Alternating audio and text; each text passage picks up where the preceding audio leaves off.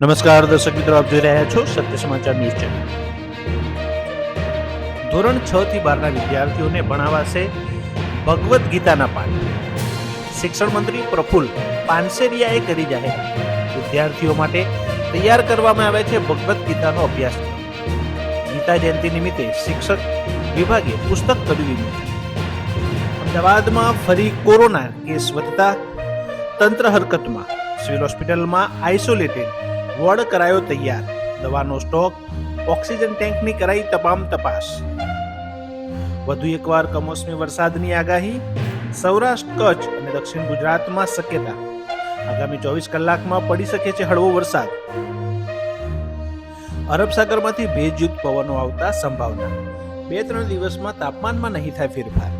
કેન્દ્ર સરકાર આયુષ્યમાન કાર્ડ યોજનાને વિસ્તારવા જઈ રહી છે. દેશમાં લગભગ 41 કરોડ લોકો પાસે કોઈ સ્વાસ્થ્ય વીમો નથી. ગુજરાતના લોકોને પહેલેથી જ મળી રહી છે ₹10 લાખની સહાય.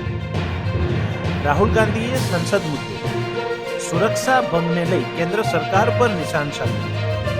મોદીજી રોજગાર નથી આપી રહ્યા એટલે ફોન પર રહે છે આજનો યુવક. 2 યુવકો સંસદની અંદર આવ્યા અને ભાજપના સાંસદો ડરીને ભાગ્યા.